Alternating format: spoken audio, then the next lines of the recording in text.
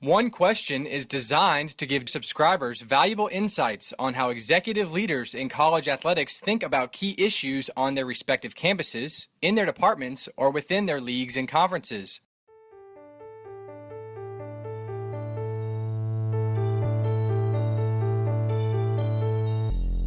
Greetings, this is Ty Brown and welcome to One Question, where we highlight executive leaders in college athletics. Our guest today is Etienne Thomas. He's the Director of Athletics at Kentucky State. Greetings, Etienne. Thanks for joining us. Greetings, Ty. Thanks so much for having me on. Now, you've been at Kentucky State for a little over a year, correct? That's correct. All right, a little over a year in the chair as Director of Athletics. Total, you're 19 to 20 years in college athletics with prior experience at Kansas. You worked for a giant in the profession in Dr. Ingrid Wicker McCree at North Carolina Central. You helped the school move from Division II to Division I FCS. And I think a big part of your background is in compliance. And that's kind of what I want to talk to you about, the compliance aspect. You come into the chair last year around July 2018, and you bring this wealth of experience to the chair. And I guess, you know, when somebody comes into a leadership position, they always lean on what they know, right? And your background in compliance, I wonder how that helps influence the decisions you make with regard to bringing success there to athletics at Kentucky State.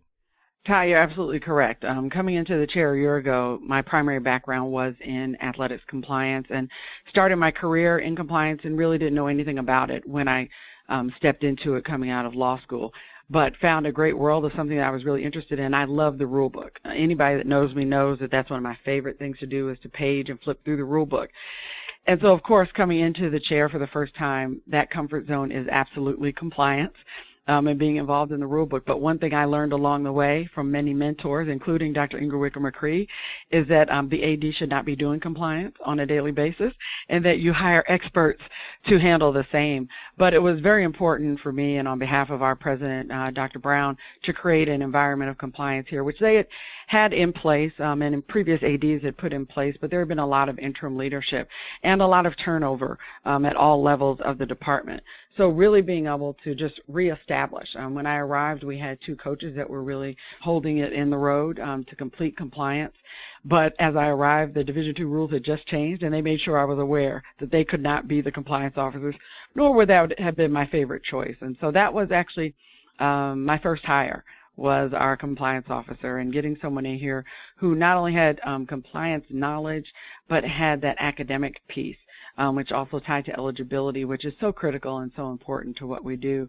But now, as you look forward to this year, by October 15th, ADs and presidents at all institutions have to sign the attestation form, attesting to the fact that we are creating an environment of compliance. And President Brown and I completed ours a couple weeks ago. So absolutely something that's very important to me.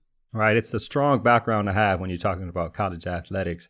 Looking at your career, right, slowly but surely, as you separated from a director of compliance to an associate athletics director, senior associate in SWA, and the variety of positions you have slowly, for the lack of a better word, put space between you being directly involved with compliance to you having other responsibilities and compliance being one of them. Tell me, was that transition a difficult one, or was it just something that you had to do it for your career, but I imagine it made the job easier when you understand what the rules are? Absolutely. When I talk to people who are just entering the field or students while they're in school, and they ask about, which way should I go? For a long time, you had everyone steering you to academics and compliance. And a lot of times we found that administrators of color who were entering the industry were being steered to academics and compliance. And for me, I always saw it as a compliment to say, okay, great. This is something that is like the backbone of the department. And really, if I start in compliance, then the sky's the limit because I know the inner workings of everything. But there were times that I tried to pull out of compliance a couple times along the way. And you have people say things like, but we like you in compliance. You do such a great job in compliance, and we need you to stay there. And that's great, and it sounds good, but you can get stifled. And so when I was at San Jose State was the first time I started to be able to kind of branch out a little bit. And that was still kind of early in my career back in the 03 era. But as I got to the closer end of the 5 years being there, Tom Bowen pulled me out of day-to-day compliance and allowed me to hire someone. When I got to North Carolina Central, we were in the process of reclassification. And so that was really not just an undertaking of me, one person, but an entire institutional commitment, which really speaks to institutional control. But when you have an AD who has an expertise in compliance, that's really helpful. So for me to be able to partner with Ingrid and then the staff that she was building there, and that we were able to grow in internal operations, it allowed me to slowly but surely step away from the day-to-day and put people in place who had greater expertise than I did. There were times when Ingrid and I would still get involved, and obviously those three little letters, APR, keep a lot of ADs and associate ADs involved. And so it's not just oversight from historical perspective in terms of you're at an aerial view, but really having knowledge of, but maybe not knowing everything that's going on and not executing the day-to-day. But it does take time because you've got to duplicate yourself. And I find that sometimes administrators are afraid to duplicate themselves because they see it as job security. But you have to duplicate yourself, one, to give other people an opportunity. It's the same way we received an opportunity. But also, two, you can't move out of your chair until there is someone else to sit in your seat. So you're not able to leave your chair vacant and go on and do some other things or to take on some other position responsibilities until you have those people. So, and being able to hire a compliance coordinator and then an assistant AD for compliance, Marlon Jones and Paul Cox, they were great in being able to really take that lead and move it forward. And so it gave me the room to then step out of compliance and for Ingrid to give me other responsibilities and allow me to be involved in other parts of the department. You mentioned a couple people there, and there's an underlying theme there that I think is very significant. You mentioned Dr. Wicker McCree, obviously, and you also mentioned Tom Bowen. Those are two elephants in the profession. There's something you said there and something that to me stands out, you know, especially you talk about people of color being in compliance and being in student athlete development and people saying, you know, you do so well there. You relate to the players well. You actually communicate to the coaches well. They respect what you say, those kind of things, which is fine.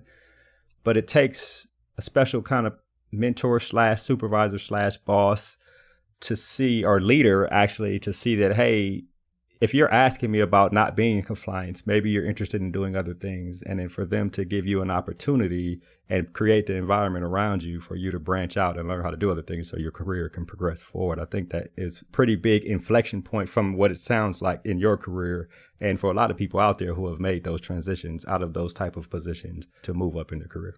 Absolutely. It's those people that you encounter just by chance, which was the case with Tom Bowen and I, as Chuck Bell hired me at San Jose State, and then Tom came in as director of athletics.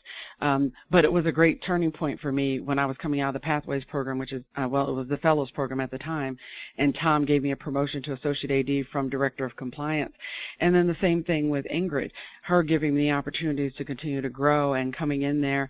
Initially, when I started my career, she was my first supervisor, and I worked for her kind of part-time while she was coaching and director of compliance. So then coming back, and that comes full circle when she becomes AD, that was huge. And she wanted for me the same opportunities that she had and more opportunities than what may have been available to her at the time in her career. And so really trying to pull me into different facets of our department, speaking on her behalf, but she also realized the load that was on my plate with compliance and realizing she couldn't pull me out of that completely until, one, we finished that reclassification, and then two, we had the right people in place. And so when I first arrived, it was just myself, and we added an academic director, and then we added other people. Georgette Crawford-Crooks was also working with us in eligibility certification, which was great, but she was head coach as well. So trying not to put too much on her plate, but she was awesome at what she did. And so we had that really triangle when I first got there, and it grew. And so being able to walk away from NCCU a couple of years ago and knowing that there was a team there that was a phenomenal team was tremendous. Right, you left it better than you found it, right? Absolutely. That's the goal, always. Right, you talked about, you came in, you made the compliance was one of the first hires. You and the president get on the board in terms of signing the attestation that Division II has. And then you have the opportunity to hire a football coach, which I've never been an athletic director, but I think that is a major, major inflection point in the tenure of an AD. is hiring a football coach. Talk to me a little bit about your process of finding Charlie Jackson. He has a rich pedigree, NFL, spent some time in college, spent some time at the NCAA office. Tell me about that process of hiring. Were you giddy, like, okay, here's the chance to actually bring somebody in that can help us grow this thing? Talk to me a little bit about that process. It was such an exciting moment. My very first coach hire when I arrived here was our head volleyball coach, Dashandra Gori. But I knew once we made the change in football coaching that would really be an impact hire. And I was really excited about it. But having been involved with 2 previous coaching hires while I was at North Carolina Central for football and some also other high-profile and other sports, I also knew that I needed to approach it correctly, and I needed to make sure I got some advice from some great mentors. And so I had some people give me some great advice regarding that involvement with our president, President Brown, making sure that we were on the same page with the person that would ultimately be offered the position, knowing that we serve at the pleasure of our president and we serve at the pleasure of our board. And so I was really excited about going through the process and working with President Brown and vetting through as we went through the search. We posted it, and I was so impressed that we got over 300 applications for the position. So very impressed that all these people wanted to be part of what we were building here at Kentucky State University. And it was a very tedious process of going through and working with our campus partners and talking with alumni and community members and stakeholders about what we were looking for in that next leader. For me, what was so important was finding someone who could come in and be the CEO of their program. But I had also asked the student athletes what they were looking for in their next head coach. And they said to me, we're looking for someone that can see us. Not someone that looks like us necessarily, but someone who can see us and cares about us as people and young people, as future leaders, as community members, and also wants to help us graduate and get to the next level potentially. And so that's what I was looking for and found that in Charlie Jackson total package. And honestly, he came on our radar organically. And I had never met Charlie before, hadn't heard of Charlie, and had some great conversation with him during the process and some good dialogue. And it was a true recruiting effort in terms of after you go from, application and interest to, okay, now we need to have a conversation, because he was still with the Falcons at the time. And so for him to have interest in Kentucky State University, which I think is a wonderful institution, but for him to uproot his family, he's from Georgia, his mom is still in Georgia, I knew that was a lot. And so it was important to me that he understood who the president and I were and who Kentucky State University was and what we were willing to do to make sure that he was successful here. But also our expectation for him to come in and understand that excellence is what we expect and that we were moving Kentucky State University forward. And so it was some great dialogue, and the 3 of us spent quite a bit of time, President Brown, Charlie, and I, in having that dialogue and conversation, and it was great. So every step of the way, there was at no point that I left our president in the dark about what those conversations were. And very pleasantly, I was excited to say that my president didn't do the same either. So you hear those horror stories where AD say, yep, the president hired somebody and now I've got to try and manage them, or, and it's not that dynamic. And from the start, I can honestly say that it's been a partnership. And so we've now gone through the year of working on what those things are and building this program. And I look at what Coach Jackson has done, and he's really put together an all-star cast of student athletes, partnered with the student athletes that were already here, and also a coaching staff that cares about these young people and wants them to be the best. He has high expectations. He is going to have excellence on and off the field, and most notably off the field. That's his expectation. And with that off the field come the wins. And so what you're seeing in the win against Robert Morris and the win against Jackson State, and as we go into the rest of the season, is just that, is that excellence playing out and the young men knowing what his expectation is and how they need to execute. All right. I'll ask this final question and then we'll wrap. And it ties back to what we opened with. And we talked about when you become a leader, you resort to what you're comfortable at. I wonder in the interview process, especially as an athletic director at a university, the questions you ask, how much of the compliance came out when you were asking questions and thinking strategically, especially coming from the NFL, about compliance-related issues and this person's education on NCAA compliance and Division II and those type of things. How does that work for someone like you with your background in the chair when you're hiring?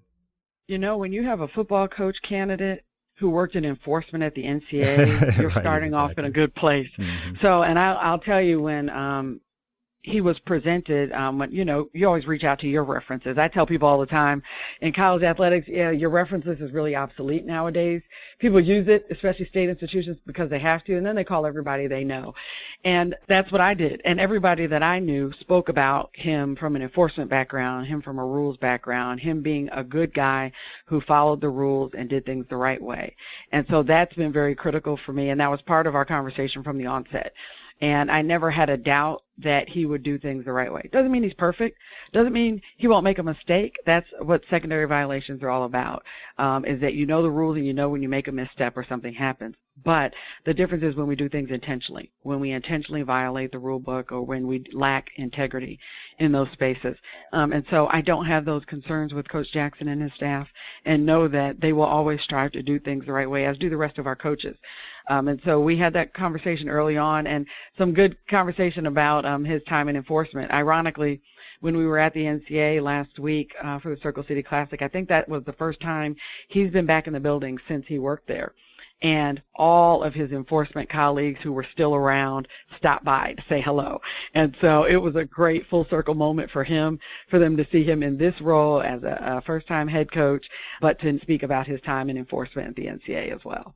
Excellent. Well, Etienne, this has been an excellent conversation. I think Kentucky State's lucky to have you, and it looks like you're doing positive things. I really appreciate you joining us here on One Question. Thank you so much, Ty. I appreciate the opportunity. That was Etienne Thomas. He's the Director of Athletics at Kentucky State. And of course, this is Ty Brown with One Question. And keep in mind, the role of a leader is to create and maintain an environment that people want to be a part of. And as always, be better tomorrow than you are today.